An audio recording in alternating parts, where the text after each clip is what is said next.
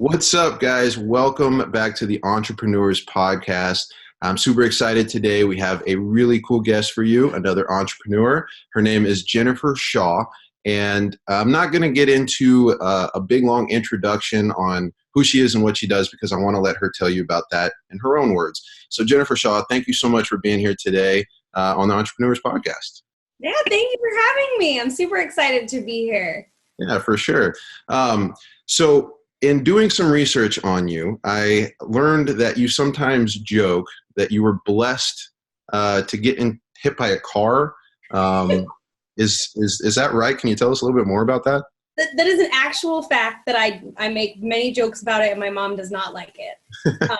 My poor mother. So yeah, I did what every kid was supposed to do. I did the perfect American thing. I was, straight A student, varsity cheerleading captain, professional cheerleader. I went to undergrad, got a bachelor's, got a doctorate in physical therapy. I did everything, checked all the boxes, right?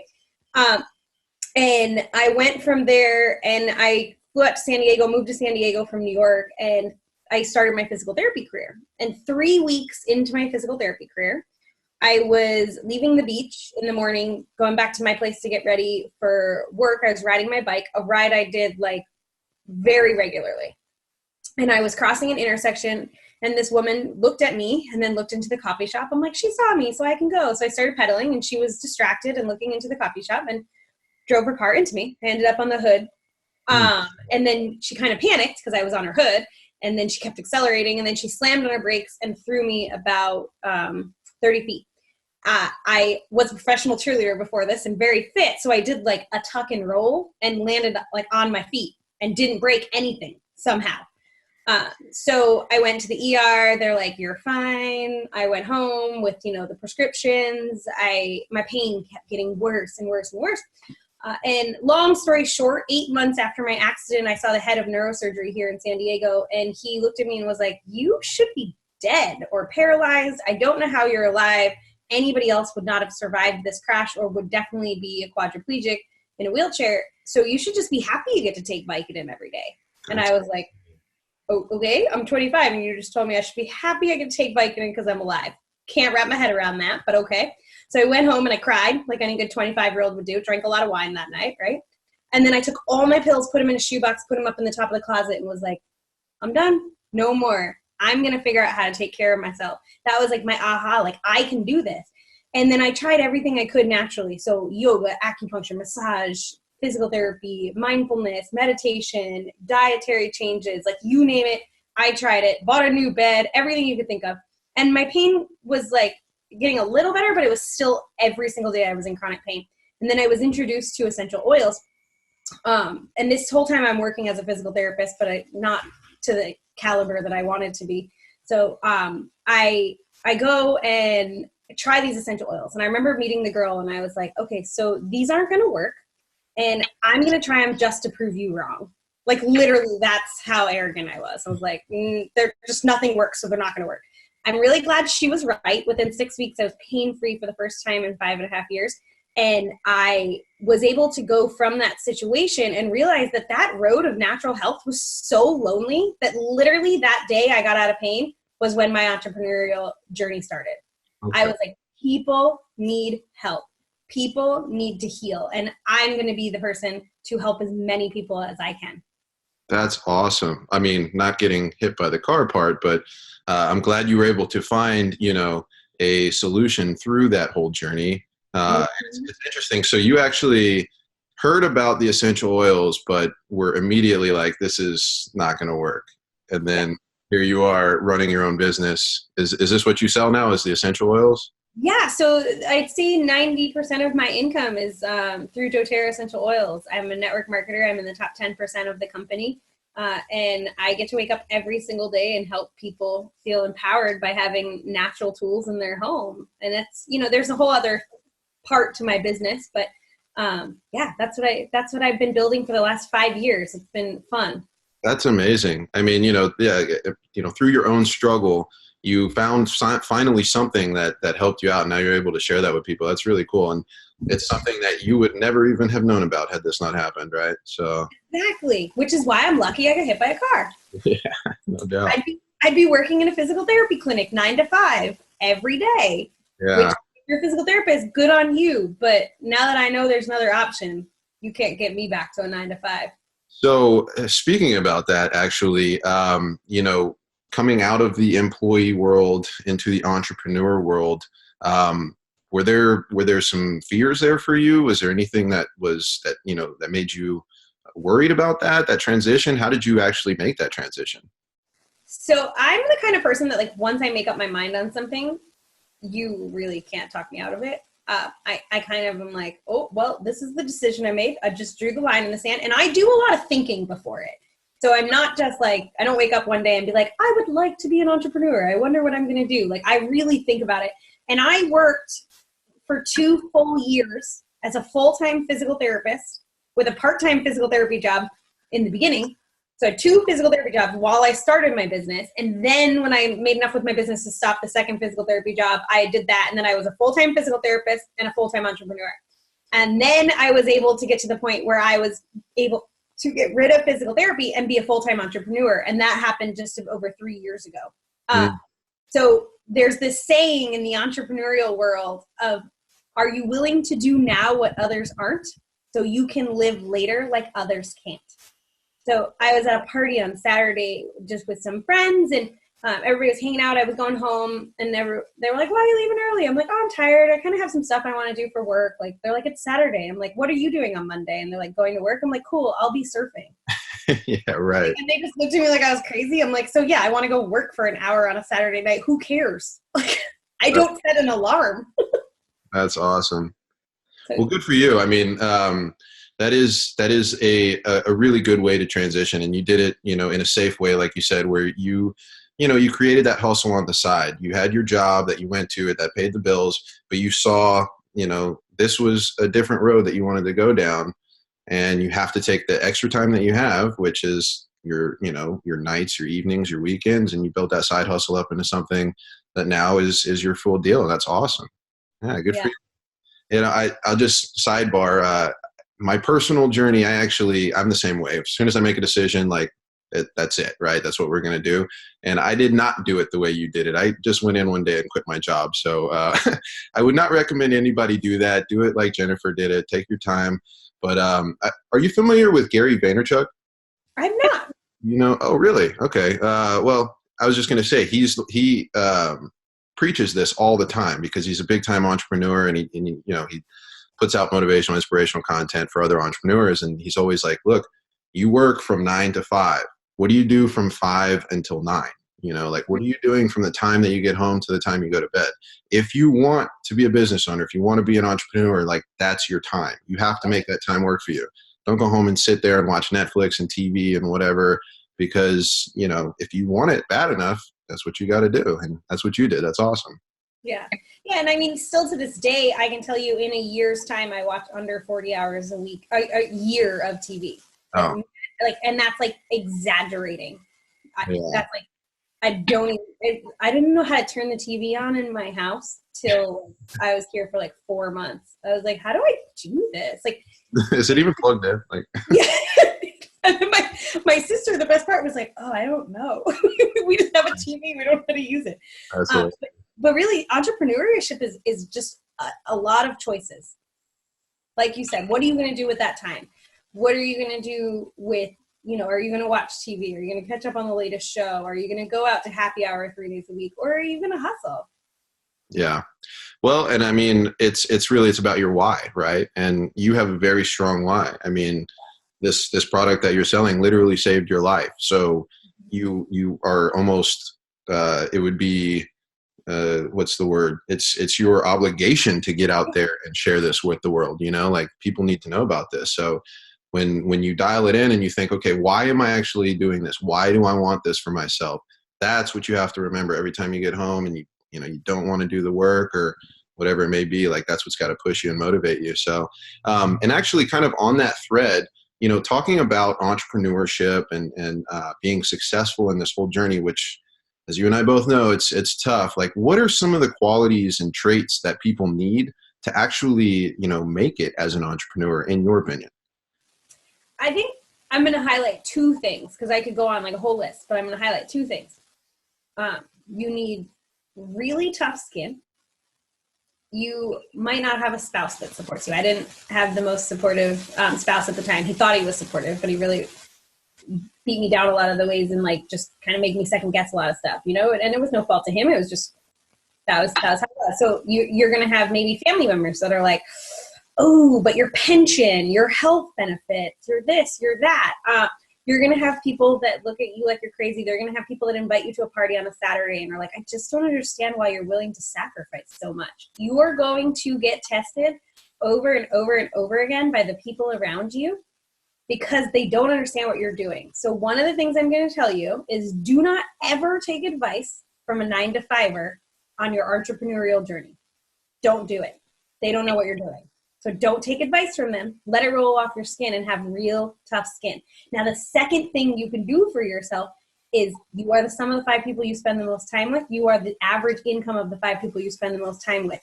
Recreate your bubble. Who is in your bubble? You need to be, I actually had a girlfriend post, she posted on Instagram and tagged a bunch of us fellow entrepreneurs about this last year of her journey and how grateful she is for all of us. And I wrote her back and I was like, girlfriend, you inspire me so much. And she's like, oh my God, you inspire me every day. And I said, that's the key to entrepreneurship. Surround yourself with people who inspire you specifically on the days that you want to quit, and keep that tribe so strong, because when you have the people that are naysaying you, you need to have the people that you can go to that are going to pick you back up. Because like entrepreneurship goes like this. It's like high, low, high, low, high, low, high, low. And you have to have a lot of belief. So those are my 2 key, everybody in entrepreneurial world has to have: tough skin and a really good tribe of other entrepreneurs. I love that. And you're totally right.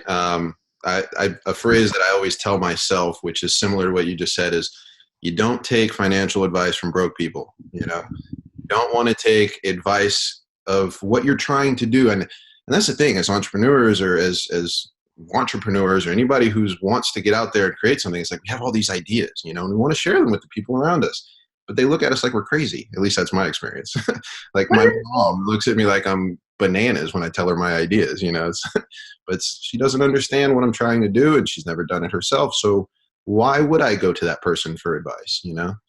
My family's super supportive and they don't necessarily understand 100% what I'm doing, but they will ask good questions and be super supportive. And I'm so grateful for that. But still, when I'm trying to bounce a new idea off someone and see if it's the right fit, I'm going to entrepreneurs. And I have a tribe of girls I meet with once a month. I have so many people on speed dial that I can just call and like be like, I got to run something by you. But like, that's who you run those ideas by. Right. If you run them by the people that don't understand you, you're just going to get your ideas found. So on the other tip that you mentioned, which is, you know, your 5, you know, the 5 closest people or the 5 people you spend the most time with, you're sort of you know, you're the average of that. What do you think of like mentors and looking up to people? Do you have mentors that you follow or have followed, and who are they, and what are your thoughts on that? So cool. It's such a good question. I was just talking to a friend about this. The minute as an entrepreneur, you think you know everything and you stop seeking mentorship or coaching, you have just capped your income. You've just stopped your growth. And if not only you cap your income, you probably decrease your income. You always can learn more. You always should be learning more. So I've worked with a coach consistently for over the last 3 years. I have different coaches I've worked with.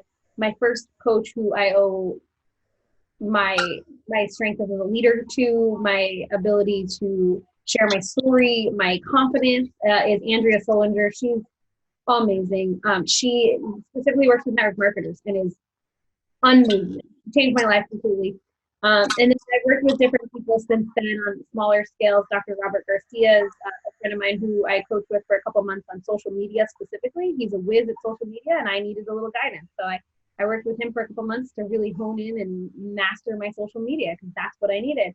I'm going to a mastermind with Jessica Yarborough here in the next week, and she is a coach that helps you take your passion and your drive and your why and create higher end offers and attract higher end clients, because that's what I want to do to up level my business, right?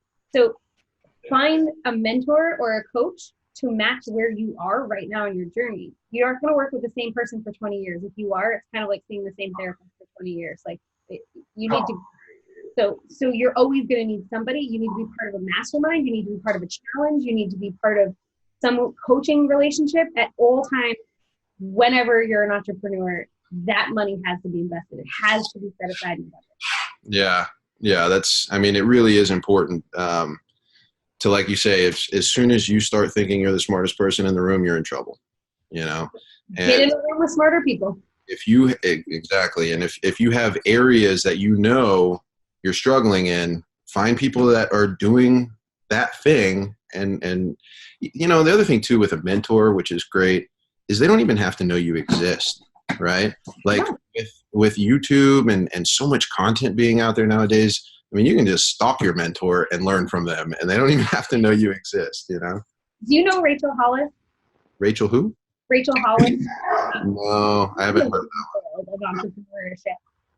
So she's really a very popular name right now, and she's freaking incredible. I've seen her speak live. I've met her. I love her. She's a huge catalyst in me reaching for my dreams and actually achieving them. But she doesn't know I'm a mentor. I have met her and I told her, so she knows that now, but she has no idea who I am. But because I can listen to her podcast, I can read her books. And she says that she built a multi-million dollar company with a high school diploma and a Google search bar. Wow. I learned everything I could from YouTube, from podcasts, from Google, and she built this whole business because, like you said, you can stalk your mentor and learn everything from them. People put content out for free all the time. Go listen to it. How many podcasts do you listen to in a week? Right. 0. You can only go up. Yeah, exactly. And I attribute my my whole journey to a podcast, and it's a really big reason too why I created this one, is because that's what got me out of my 9-to-5. Very cool. Yeah, and okay, so let's go ahead and switch veins a little bit. Now, you mentioned a little bit about like social media and how you kind of had to work on that as part of your journey as well. And I kind of want to just get your thoughts on the whole, I guess, digital marketing as a whole and that scene. And, it kind of gets a little bit of a negative tinge. I think the word marketing always has, but especially with the internet and so many scams and stuff out there online. What do you think about digital marketing in general? And is it something that we need as entrepreneurs and business owners? I think if you want to make over 6 figures, it is. Yeah. I think if you want to make over 6 figures, it is. And I think you need to stop thinking of it as creepy selling or, some kind of trickery, and start thinking about it as a way to get your message in front of a larger audience that needs you. My friend always says this to me when I'm having a hard time. He said, you help people every single day and they need you. So by hiding, you're failing. Right? So digital marketing is just getting yourself in front of more people. I struggled with that. I struggled with posting on my personal Facebook page because I was like, oh, my friends and family aren't going to want to see this. Okay, well, they can block me and unfollow me. I don't care. Yeah. If they're important to me, they have my cell phone. And my message has to get to larger people and into more people and to affect more lives. So digital marketing is a must. Online sales is an absolute necessity. I'm a firm believer in ClickFunnels. Do their one funnel away challenge. It's life-changing. I'm a firm believer in really getting support. I tried to learn social media on my own for 5 years and I failed. Get help. Get help from the beginning. Do the ClickFunnels one funnel away challenge. Get somebody to support you on social media. Take a social media course. There's a lot of them out there, so be really careful. But if you see somebody that's really good on social media, reach out to them and be like, hey, you inspire me. You're super good on social media. Where did you learn? What are your best resources? Maybe they think that they have a mentorship. Awesome. Do it. Maybe they tell you they took a course or read a book or something like that. But maybe they don't answer you. Okay, there's that tough skin again. But, but really, it's a necessity if you want to make over 6 figures. It's a necessity if you want to reach a market outside of your warm and cool market. So you mentioned you kind of struggled with putting yourself on, out there, right? And starting to post more. How did you mentally get through that struggle? What was it you had to do, or was it, a perspective shift, or what happened that made you become comfortable getting in front of the camera, if you will? Yeah, I had certain people in my life who criticized what I said and what I did, and told me that my message was not important. and made me feel very, very small because it made them very uncomfortable for me to be big. And I got them out of my life. So Yeah. I'm not saying go get a divorce or, break up with your boyfriend or, but try and work with the people that are around you. And if you're getting told to be small, you gotta really pay attention to that. And it took me a long time to figure it out. So I got divorced. Well, I mean, no, it's good. And I really not that that's good, but really what that boils down to is that you're eliminating negativity from around you. Right. Exactly. And not an easy decision. Yeah. Because part of that whole being around people that support you and understand the journey, there's always going to be the naysayer, right? And there's always going to be that person that leaves a comment on your post, talking shit or whatever, right? Excuse my language, but you're always going to have haters if you're putting stuff out there, if you're putting yourself out there. And I mean, how do you grow that thick skin? For someone who's like just getting started, like what are they, is there a mantra that you tell yourself or like, how do you get past that? Read the book, Go for No. Go for No? Uh-huh. Okay. Great book about literally like getting so comfortable with being told no.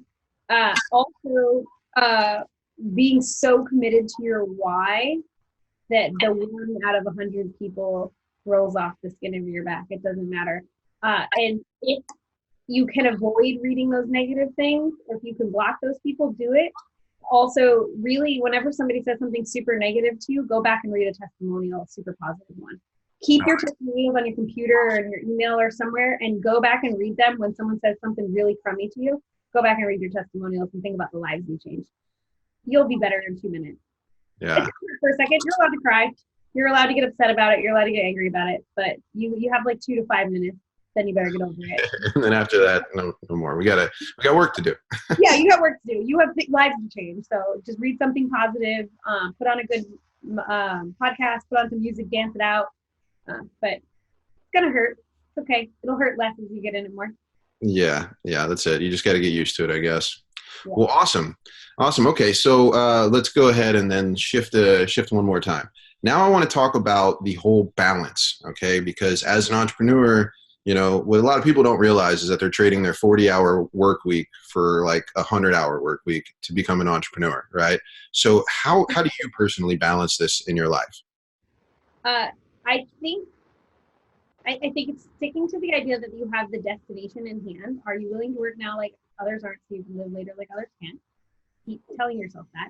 But also, your schedule is your boss now. So you don't have a boss who's going to give you a schedule. So your schedule is your boss. So you need to be really aware of your schedule. If you're struggling with this, a good book is the 12-hour work, the 12-week year, the 12-week year. And what I recommend doing is having a monthly meeting with yourself and a weekly meeting with yourself. So at the end of every month, you're going to sit down and plan out your next month. And then at the end of every week, like a Sunday works for me, you're going to plan out your week. You're going to look at your appointments, see where your times are. You're also going to fill in. I'm a firm believer in sleep and exercise, and good food are keys to success. If you do not take care of yourself, you will not survive in entrepreneurship. Many entrepreneurs don't drink. Many eat extremely healthy. Many wake up and work out first thing in the morning. These are things that are common for all million-dollar earners and high-figure earners in the entrepreneurial world. So the first thing that gets put in your schedule is your sleep. When are you going to bed? When are you getting up? And do you have enough time? You need 8 to 9 hours of sleep. You need 8 to 9 hours in bed without your phone or your computer. So put it in your schedule. When are you working out? If you don't have a ton of time to work out, that's cool. Do a 20-minute workout 5 days a week at home. Put it in your schedule. When are you cooking your meals? When are you going to the grocery store? So you're not just getting crap food and filling your body with crap so you're not feeling your 100%, right? So put those things in your schedule, doctor's appointments, any obligations with like kids or family or anything like that. They all go in your schedule, okay? Now you're going to be shocked with how much time you have left after that, but you're going to feel really organized and really empowered. Now you go in your schedule and then you fill in the time that you need to be creative, you fill in the time that you are going to do appointments, phone calls, you fill in the rest of the gaps, and you're very intentional with that time. You're going to find that because your schedule is so organized, and seriously, the 12-week year is going to help you master this. but being intentional with your time is so, so, so important. And then not to give you too much to do, but have a morning routine. God, please have a morning routine. So if you need to read The Miracle Morning, that's another one for you to read. I'm a big reader. Can you not tell? I like that. Yeah.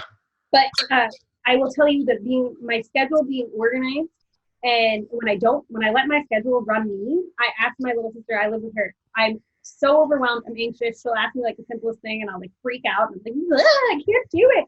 But if I'm in charge of my schedule, I'm calm and cool and collected. Like we have plans to go to the farmer's market this afternoon, and we talked about it like 5 days ago. So since it's in my schedule, I'm like super excited about it. But if we had sprung it today, I would have been like, but I have those emails to do and I have that phone call to make and blah, blah, blah, blah. I would have been all anxious. So you be in charge of your schedule. Don't let your schedule run you. And start each day with intention. So wake up, journal, read, meditate, work out, drink water, eat healthy food. Like just take care of yourself. And you don't have to do it all at once, but pick which one is going to be the most important thing for you. So I would say get your schedule on point and get consistent with that, and then start to create your morning routine from there. These things took me 5 years to create. Don't feel like you have to do them overnight, but God, you are in charge of your schedule. You have to be. I love that. And I love that you just mentioned right there, it took you 5 years to really solidify that even into your own, practice. So anybody listening, it's nothing happens overnight, and we all have big goals, big ambitions, but there's a journey, there's a path to get there. And there's always going to be work involved, right? And things we need to do.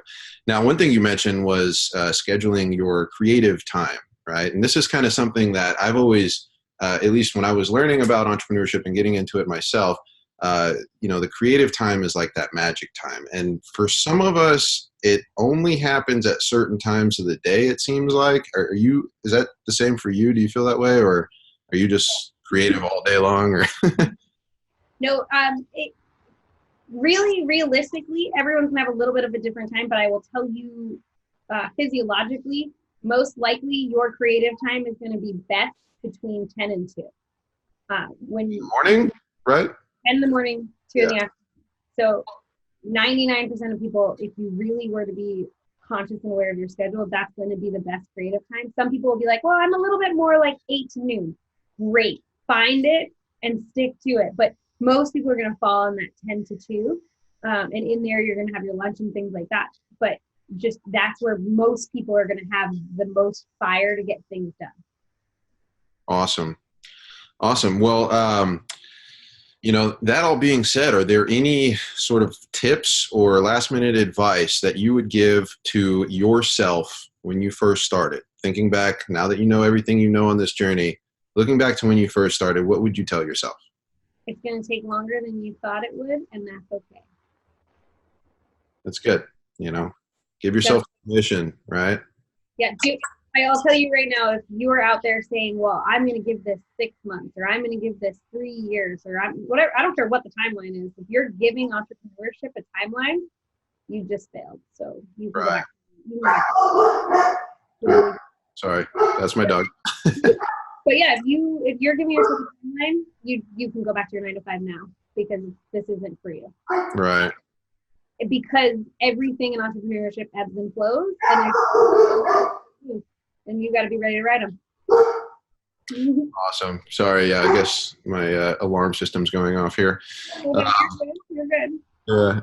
Okay, cool. Well, that's awesome. So I guess that pretty much wraps it up for us today. So Jennifer, if you don't mind, go ahead and let the people know how they can get in touch with you and what you got going on in your world right now. Yeah, absolutely. So go ahead and follow me on all the things, everything. I'm Facebook, Instagram, LinkedIn. I have my blog. I have my podcast. Seriously, check out my podcast and say hi over on Instagram. And everything's Natural Wellness Tips. Natural Wellness Tips. Natural Wellness Tips. You can find me on all the things there. And join my community. Hop on in. I'd love to get to know you. Message me. Tell me you listen to this podcast. And if you're an entrepreneur, seriously reach out and ask me a question that's burning inside. I'll help you. I will answer. I promise. Awesome. So Natural Wellness Tips. I hope to see you on Instagram, Facebook, or on the podcast. Awesome. And Jennifer, if anybody out there that has, some physical issues, here's a walking example that you do not have to take whatever crap has been handed to you. You can create the world that you want to live. So go find Jennifer. She'll tell you how to do it. Thank you so much for spending your time with us today. I really appreciate it. And I guess we'll catch you on the next one. Yeah, thanks, Rory.